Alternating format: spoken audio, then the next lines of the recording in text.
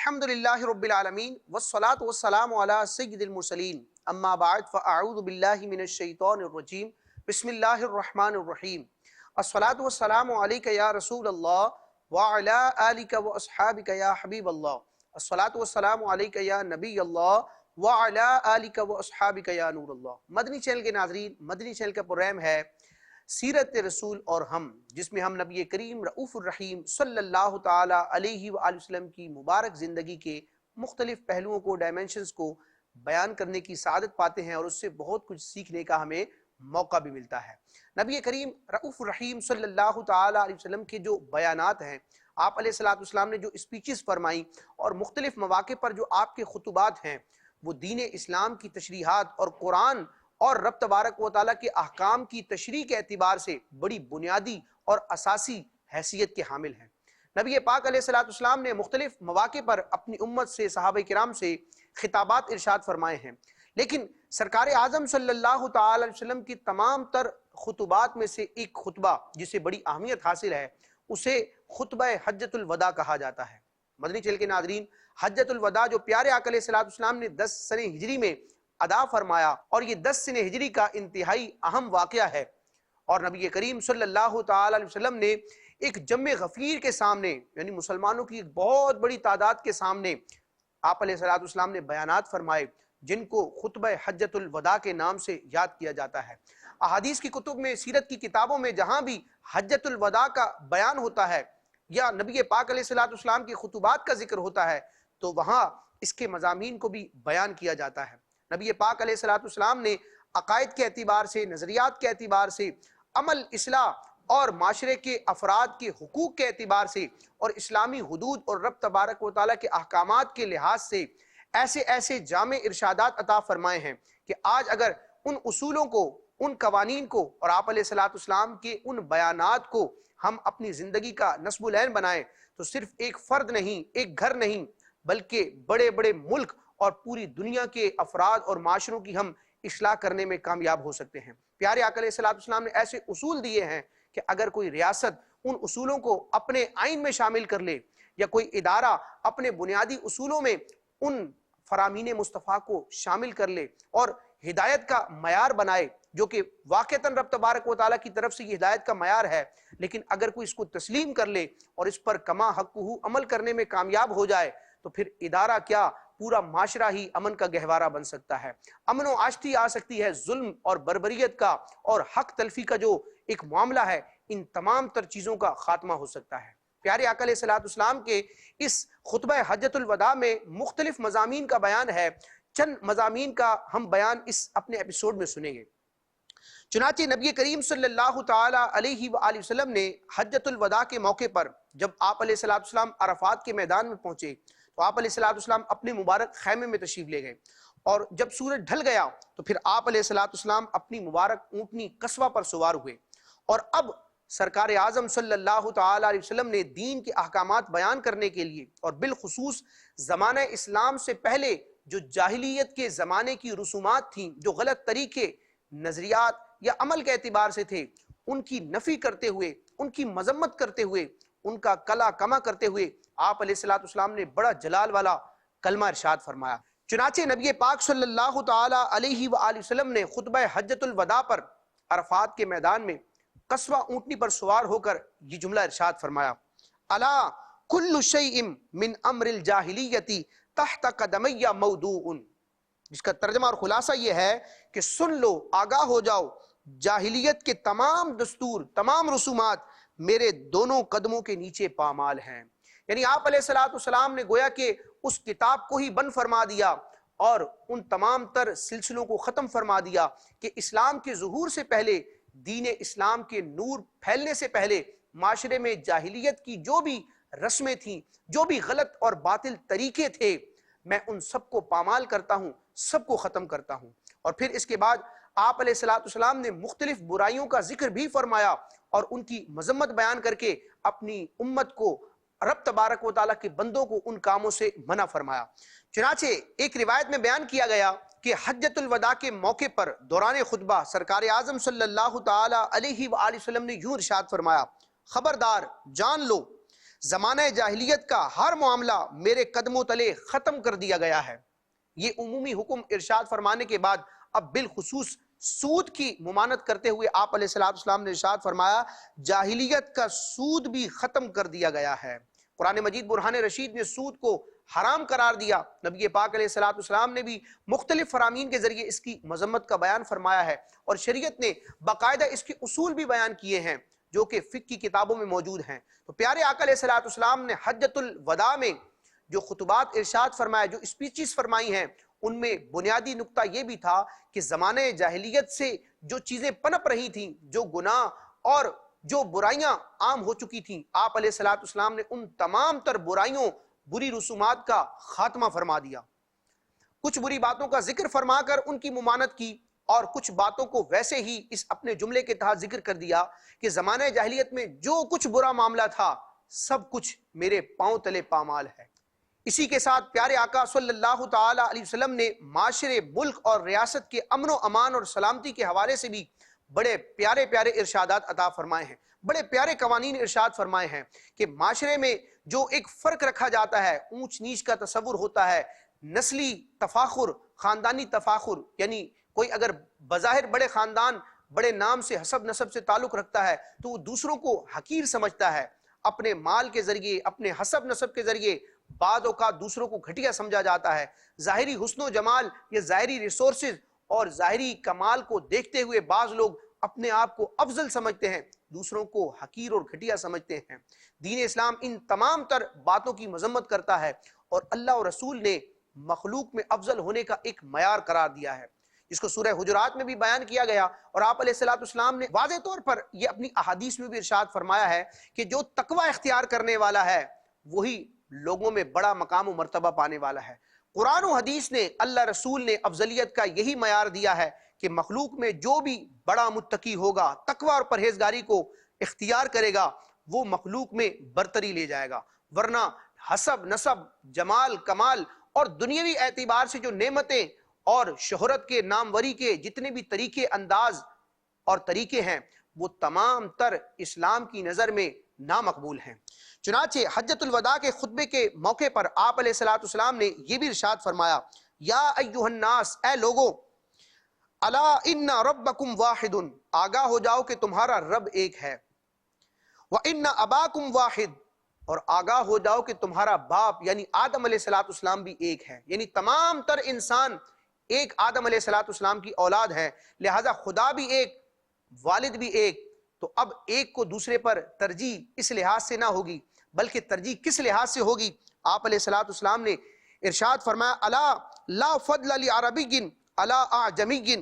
ولا لعجمی علی عربی، آگاہ ہو جاؤ کہ کسی عربی کو اجمی پر یا کسی اجمی کو عربی پر کوئی فضیلت نہیں ہے، یعنی لسانیت کی بنیاد پر، زبان کی بنیاد پر کہ کوئی عربی ہے تو وہ اپنے آپ کو افضل سمجھے، یا کوئی اجمی ہے تو وہ اہل عرب کے مقابلے میں اپنے آپ کو افضل سمجھے۔ تو لسانیت اور زبان کی بنیاد پر، قبیلے اور خاندان کی بنیاد پر جو افضلیت کے معیار لوگوں نے بنا رکھے تھے، نبی پاک علیہ السلام نے اس کی نفی فرمائی۔ آگے ارشاد فرمایا، وَلَا لِأَحْمَرَ عَلَىٰ أَسْوَدَ وَلَا لِأَسْوَدَ عَلَىٰ أَحْمَرَ،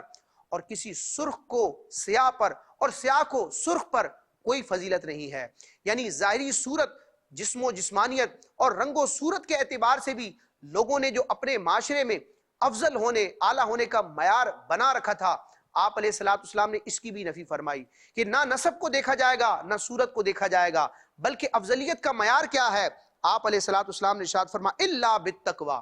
سوائے تقوی کے، یعنی جو تقوی اور پرہیزگاری ہے، یہ افضلیت کا معیار ہے۔ مدنی چینل کے ناظرین، حجۃ الوداع کے خطبے میں یہ انتہائی شاندار اصول آپ علیہ السلام نے بیان فرما دیا کہ رہتی دنیا تک اگر رب تبارک و تعالیٰ کی بارگاہ میں مقام و مرتبہ پانا ہے اور مسلمانوں کی نظر میں اسلام کے اصولوں کے مطابق افضلیت کو پانا ہے، برتری کو پانا ہے، تو پھر تقوی کو اختیار کرنا ہے۔ کوئی تقوی سے منہ موڑے، رب تبارک و تعالیٰ کے احکامات کی خلاف ورزی کرے، اللہ رسول کے بتائے ہوئے احکامات کی خلاف ورزی کرے اور پھر کہے کہ میں افضل ہوں، تو وہ اس کی خام خیالی تو ہو سکتی ہے، لیکن اسلام کے نزدیک اللہ رسول کی بارگاہ میں ایسا شخص افضل نہیں ہو سکتا۔ اللہ تبارک و تعالی ہمیں بھی تقوی اپنانے کی توفیق عطا فرمائے اور پرہیزگاری کے جو بھی درجات احادیث میں بیان کیے گئے اور تقوی کو حاصل کرنے والے جو اعمال ہیں، جو طریقے ہیں، اللہ تبارک و تعالیٰ ان کو اپنانے کی توفیق عطا فرمائے۔ مدنی چینل کے ناظرین، خطبہ حجۃ الوداع میں آپ صلی اللہ تعالی علیہ وآلہ وسلم نے مسلمانوں کی جان اور مال کے تحفظ اور پروٹیکشن کے حوالے سے بھی بڑے پیارے پیارے اصول ارشاد فرمائے ہیں، اور بندہ مومن کی جان اور اس کے مال کی جو اہمیت ہے اس کو بڑے خوبصورت انداز میں بیان فرمایا ہے۔ چنانچہ بخاری شریف میں اس روایت کو بیان کیا گیا، پیارے آقا علیہ الصلوۃ والسلام نے حجۃ الوداع کے موقع پر ارشاد فرمایا، فَإِنَّ دِمَاءَكُمْ وَأَمْوَالَكُمْ عَلَيْكُمْ حَرَامٌ كَحُرْمَةِ يَوْمِكُمْ هَذَا فِي شَهْرِكُمْ هَذَا فِي بَلَدِكُمْ هَذَا إِلَى يَوْمِ تَلْقَوْنَ رَبَّكُمْ او کما قال، جس کا ترجمہ اور خلاصہ ہے کہ پیارے آقا علیہ الصلوۃ والسلام نے ارشاد فرمایا، تمہارا خون اور تمہارا مال تم پر تا قیامت یعنی قیامت آنے تک اسی طرح حرام ہے جس طرح تمہارا یہ دن، تمہارا یہ مہینہ، تمہارا یہ شہر محترم ہے۔ وہ حج کا دن ہے تو پیارے آقا علیہ الصلوۃ والسلام اس حج کے دن کی حرمت، اور ذوالحجہ کا مہینہ تھا اس مہینے کی حرمت، اور وہ مقام حرم تھا تو پیارے آقا علیہ الصلوۃ والسلام اس حرم کی عزت اور احترام کو مثال کے طور پر بیان کرتے ہوئے فرماتے ہیں کہ جس طرح یہ مقام، یہ مہینہ اور یہ دن حرمت والا ہے، عزت والا ہے، تو اسی طرح بندہ مومن کا مال اور اس کی جان بھی حرمت والے ہیں اور دوسرے مسلمان پر وہ حرام ہیں۔ اللہ تبارک و تعالی ہمیں مسلمانوں کے جان و مال کا تحفظ کرنے کی توفیق عطا فرمائے، اور اس طرح کے تمام تر طریقوں سے اپنے آپ کو بھی اور دوسرے مسلمانوں کو بھی بچانے کی توفیق عطا فرمائے کہ جس راہ پر چل کر یا جن طریقوں کے نتیجے میں کسی مسلمان کی حق تلفی ہوتی ہے اس کے جان یا مال کو نقصان ہوتا ہے۔ مدنی چینل کے ناظرین، یہ دین اسلام کا حسن ہے کہ دین اسلام کی تمام تر تعلیمات کو، احکامات کو دیکھ لیا جائے۔ ہر حکم کے تحت آپ کو یہ خوبی نظر آئے گی کہ دین اسلام نے بندہ مومن کے جان، مال اور تمام تر چیزوں کو حفاظت دی ہے، پروٹیکشن دیا ہے، اور بندہ مومن کی ان چیزوں کی حرمت کو بیان کیا ہے۔ دنیا کی بقا کے لیے جن چیزوں کا، جن معاملات کا اور جن حقوق کا باقی رہنا، محفوظ رہنا ضروری ہے، دین اسلام ان تمام ہی کی حفاظت کا علم بردار ہے۔ علماء کرام ذکر کرتے ہیں کہ بنیادی طور پر 5 چیزیں ایسی ہیں کہ اگر ان کی کما حقہ حفاظت کر لی جائے تو بندے کی زندگی آسان بھی ہو جاتی ہے، محفوظ بھی ہو جاتی ہے، اور بندے کو دنیا میں رہتے ہوئے اس کے بنیادی حقوق بھی ملتے ہیں۔ وہ 5 چیزیں کیا ہیں؟ تو علماء کرام نے اس کو ذکر کیا، امام اہل سنت اعلیٰ حضرت نے بھی فتاوی رضویہ شریف میں اس کو ذکر کیا کہ دین، جان، مال، عقل اور نسب، یہ وہ 5 چیزیں ہیں کہ جن کی حفاظت کے لیے شریعت کے احکام کا نزول ہوتا ہے۔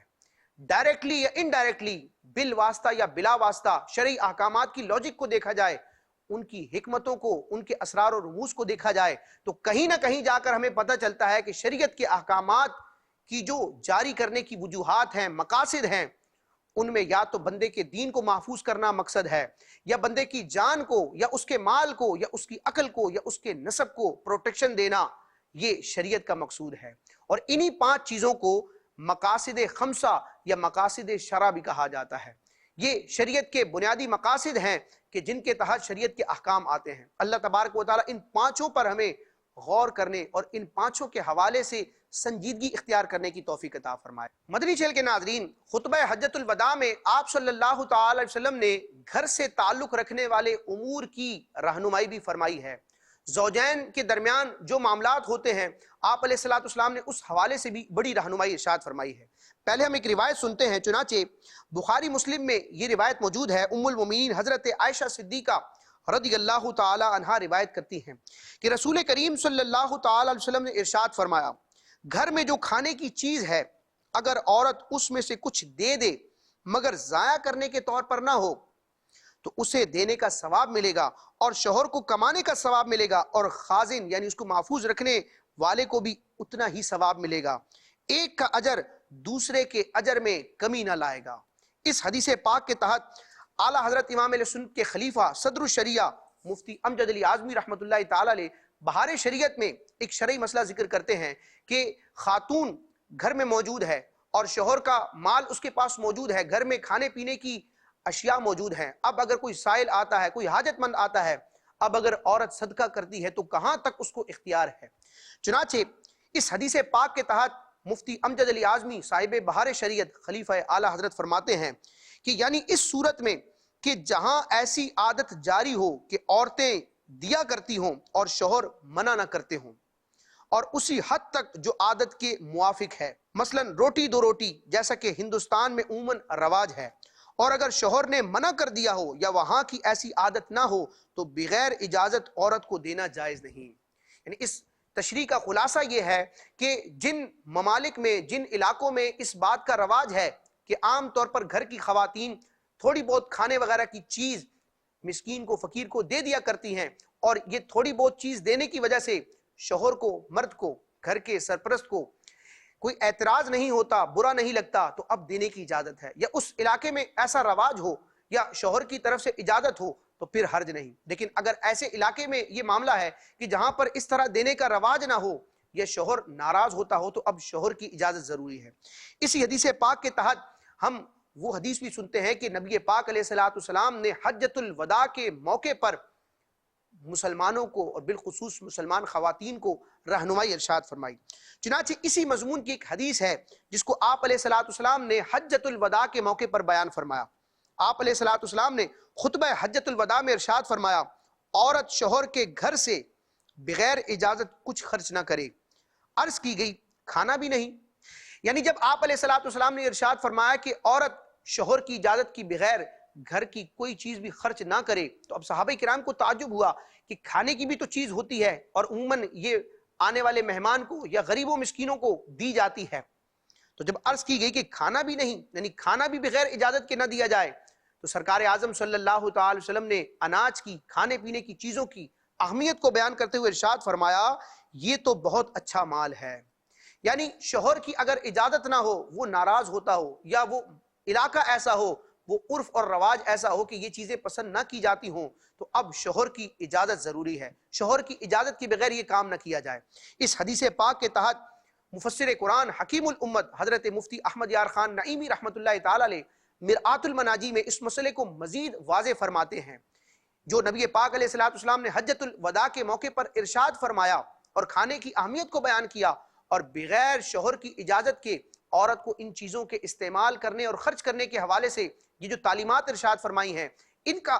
معنی کیا ہے، ان کا خلاصہ کیا ہے؟ چنانچہ مفتی احمد یار خان نعیمی رحمۃ اللہ تعالی علیہ اس حدیث پاک کے تحت مرآت المناجی میں ذکر کرتے ہیں کہ بیوی خاوند کے مال سے بغیر اجازت خرچ نہ کرے، اجازت خواہ صریحی ہو یا عرفی۔ مفتی صاحب اس کی تشریح کرتے ہوئے فرماتے ہیں، جیسے کہ عام طور پر بیویوں کو خاوندوں یعنی ان کے شوہروں کی طرف سے روٹی کا ٹکڑا، معمولی چیز خیرات کر دینے، مہمانوں کی خاطر تواضع کرنے کی اجازت ہوتی ہے، بلکہ خاوند اس پر مطلع ہو کر خوش ہوتے ہیں کہ ہماری بیوی سلیقہ مند ہے، مہمان نواز ہے۔ جو پیارے آقا علیہ الصلوۃ والسلام نے کھانے کی اہمیت کے بارے میں ارشاد فرمایا کہ کھانا تو بہت اچھا مال ہے، اس میں بھی اجازت درکار ہے، تو اس سے متعلق مفتی صاحب فرماتے ہیں، یعنی کھانا تو بہترین مال ہے جس پر زندگی کا دار و مدار ہے۔ جب اپنے خاوند کی اجازت کے بغیر معمولی چیز بھی خرچ نہیں کر سکتی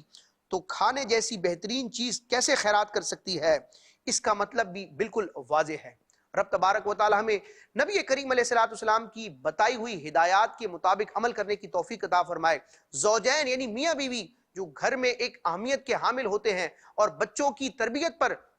ان کا بڑا گہرا اثر ہوتا ہے، اگر میاں اور بیوی نبی پاک علیہ الصلوۃ والسلام کے بیان کردہ احکامات اور آداب کو بجا لائیں اور اس طرح زندگی گزاریں اور گھر کے معاملات کو لے کر چلیں تو وہ گھر امن کا، سنتوں کا گہوارہ بن جائے گا۔ مدنی چینل کے ناظرین، پیارے آقا مدینے والے مصطفیٰ صلی اللہ تعالی علیہ وآلہ وسلم نے حجۃ الوداع کے موقع پر حقوق زوجین کا بھی بیان فرمایا، یعنی دین اسلام نے ایک مرد پر کن حقوق کو لازم کیا ہے جن کی ادائیگی اس نے اپنی بیوی کے لیے کرنی ہے، اور خاتون پر، عورت پر دین اسلام نے کن چیزوں کو لازم کیا ہے کہ جن کی پاسداری کر کر وہ شوہر کی اطاعت گزار بن سکتی ہے، کہ مرد کی کیا ذمہ داریاں ہیں، عورت کی کیا ذمہ داریاں ہیں۔ بنیادی حقوق کی جب حق تلفی ہوتی ہے تو پھر جرائم اور ظلم و بربریت کا سلسلہ ہوتا ہے، اور اگر ہر شخص کو معاشرے میں یا خاندان میں، فیملی میں ہر شخص کو اس کا حق ملے جو اس کا بنیادی حق ہے، جو اللہ رسول نے لازم کیا ہے، جب اس کی ادائیگی ہو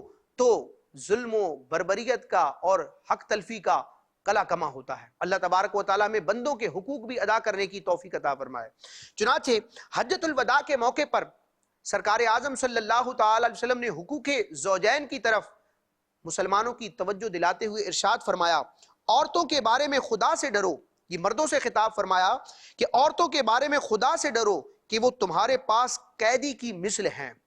پھر آپ علیہ الصلوۃ والسلام نے مزید عورتوں کی اہمیت کو بیان فرمایا اور آگے ارشاد فرمایا تمہارا ان پر حق یہ ہے، یعنی مرد کا عورت پر حق کیا ہے؟ ویسے تو کئی حقوق ہیں، لیکن ایک بنیادی حق آپ علیہ الصلوۃ والسلام یوں بیان فرماتے ہیں کہ تمہارا ان پر یعنی عورتوں پر بنیادی حق یہ ہے کہ وہ تمہارے بچھونوں یعنی تمہارے مکانوں میں ایسے شخص کو نہ آنے دیں جسے تم ناپسند رکھتے ہو۔ اور پھر تعدیب کے یعنی تربیت کرنے کے مزید کچھ اصولوں کو بیان فرمانے کے بعد آپ علیہ الصلوۃ والسلام نے یہ بھی ارشاد فرمایا کہ مرد پر شوہر پر اپنی بیوی کے کیا حقوق لازم ہیں۔ ویسے تو احادیث مبارکہ میں اور فقہ کی کتابوں میں اس کے تفصیلی احکام اور مسائل اور صورتیں موجود ہیں، لیکن سرکار اعظم صلی اللہ تعالی علیہ وسلم نے حجۃ الوداع کے موقع پر بڑے جامع کلمات کے ساتھ عورت کے حق کو بیان فرمایا ہے۔ چنانچہ نبی کریم صلی اللہ تعالی علیہ وآلہ وسلم نے ارشاد فرمایا کہ ان کا تم پر یعنی بیویوں کا، خواتین کا مردوں پر، شوہروں پر حق یہ ہے کہ تم انہیں یعنی خواتین کو کھانے اور پہننے کو دستور کے موافق دو، یعنی عرف کے مطابق اور معاشرے اور خاندان اور رسم و رواج کے مطابق کھانے اور پہننے وغیرہ کے حوالے سے، یعنی نان نفقے اور کپڑے وغیرہ کے حوالے سے، لباس وغیرہ کے حوالے سے جو بنیادی سہولیات دینا مرد پر لازم ہے اس میں کوتاہی نہ کی جائے، وہ بنیادی حقوق ادا کیے جائیں۔ اللہ تبارک و تعالی ہمیں بھی نبی پاک علیہ الصلوۃ والسلام کے ان احکامات پر عمل پیرا ہونے کی توفیق عطا فرمائے۔ والدین کے کیا حقوق ہیں، اولاد کے کیا حقوق ہیں، زوجین کے، میاں بیوی کے آپس میں ایک دوسرے پر کیا حقوق ہیں، جس ادارے میں جس مقام پر ہم کام کرتے ہیں، جس محلے علاقے خاندان میں ہم رہتے ہیں، ان افراد کے جو ہم سے حقوق متعلق ہیں، اللہ تبارک و تعالیٰ ان کا علم حاصل کرنے اور ان پر عمل کرنے کی توفیق عطا فرمائے۔ مدنی چینل کے ناظرین، حق تلفی اور ناراضگیوں، رنجشوں اور حق تلفیوں کی ایک بنیادی وجہ یہ بھی ہوتی ہے کہ ہمیں بعض اوقات اس بات کا علم بھی نہیں ہوتا کہ ہم سے وابستہ جو فلاں شخص ہے، شریعت نے، اللہ رسول نے اس بندے کے ہم پر کون سے حقوق لازم کیے ہیں۔ ان حقوق کا علم نہ ہونا ان حقوق کی ادائیگی کے نہ ہونے کی ایک وجہ ہوتی ہے، لیکن جب ہم علم دین کی طرف آئیں گے، علم دین کا ذوق و شوق ہوگا اور کتابوں کا مطالعہ کریں گے، علماء اسلام، علماء اہل سنت کی صحبت میں رہیں گے، ان کے فرامین کو سنتے رہیں گے، اور ہمیں اس بات کا احساس ہوگا، علم ہوگا کہ ہم جن لوگوں سے وابستہ ہیں، معاشرے میں جن جن افراد سے ہمارا تعلق ہے، خواہ وہ نسبی اعتبار سے ہو، سسرالی رشتے کے اعتبار سے ہو، کام کے اعتبار سے ہو، کاروبار کے اعتبار سے ہو، پڑوس یا قرابت داری کے اعتبار سے ہو، دوستی اور احباب کے اعتبار سے ہو، تو شریعت نے جن جن افراد کے حقوق بیان کیے ہیں، ہم پر لازم کیے ہیں، جب ان کا ہم مطالعہ کریں گے تو رب تبارک و تعالی ہمیں اس مطالعے کی برکت سے عمل کی توفیق بھی عطا فرمائے گا۔ جب آگاہی ہوگی، علم ہوگا، تو انشاءاللہ عمل کرنے کا بھی جذبہ ملے گا۔ مدنی چینل کے ناظرین، نبی کریم رؤوف الرحیم صلی اللہ تعالی علیہ وآلہ وسلم نے حجۃ الوداع کے خطبے میں جہاں عقائد و نظریات، اعمال، اخلاقیات اور بنیادی حقوق اور اصول کا بیان فرمایا، وہیں پر سرکار اعظم صلی اللہ تعالی علیہ وآلہ وسلم نے نیک اعمال کا تذکرہ بھی فرمایا ہے، نیکیوں کی فضیلتوں کو بھی بیان فرمایا ہے، تاکہ بندہ مومن ان فضائل کو سن کر، پڑھ کر نیکی کی طرف، اللہ تبارک و تعالیٰ کی بندگی اور اطاعت کی طرف مائل ہو۔ چنانچہ المعجم الکبیر کی ایک طویل روایت ہے جس میں حجۃ الوداع کے خطبے کا ایک اقتباس موجود ہے۔ نبی کریم رؤوف الرحیم صلی اللہ تعالی علیہ وسلم نے حجۃ الوداع کے موقع پر ارشاد فرمایا، بے شک نمازی اللہ عز و جل کے اولیاء ہیں، یعنی جو نماز پڑھنے والے ہیں، رب کی بارگاہ میں سر جھکانے والے ہیں، یہ اللہ کے ولی ہیں۔ ارشاد فرمایا، بے شک نمازی اللہ عز و جل کے اولیاء ہیں، اور وہ جس نے اللہ عز و جل کی فرض کردہ 5 نمازیں قائم کی اور رمضان کے روزے رکھے اور ان کے ذریعے ثواب کی امید رکھی اور خوش دلی سے زکوٰۃ ادا کی اور ان کبیرہ گناہوں سے بچتا رہا جن سے اللہ عز و جل نے منع فرمایا ہے۔ یعنی یہ نیک اعمال کرنے والا اور کبیرہ گناہوں سے بچنے والا رب تبارک و تعالیٰ کا ولی ہے۔ جب آپ علیہ الصلوۃ والسلام نے کبیرہ گناہوں کا تذکرہ فرمایا تو صحابہ کرام نے عرض کی کہ کبیرہ گناہ کتنے ہیں؟ تو آپ علیہ الصلوۃ والسلام نے کچھ کبیرہ گناہوں کا ذکر فرمایا، جن میں سر فہرست شرک کا ذکر فرمایا کہ شرک جو ہے، اللہ کے ساتھ کسی کو شریک ٹھہرانا، یہ کبیرہ گناہ ہے۔ کسی مومن کو ناحق قتل کرنا، یہ بھی کبیرہ گناہ ہے۔ پاک دامن عورت پر تہمت لگانا، جادو کرنا، یتیم کا مال کھانا، سود کھانا، مسلمان والدین کی نافرمانی کرنا، اور اس کے علاوہ چند اور برائیوں کا ذکر کر کے آپ علیہ الصلوۃ والسلام نے ان کاموں سے بچنے کا حکم ارشاد فرمایا۔ اللہ تبارک و تعالی ہمیں بار بار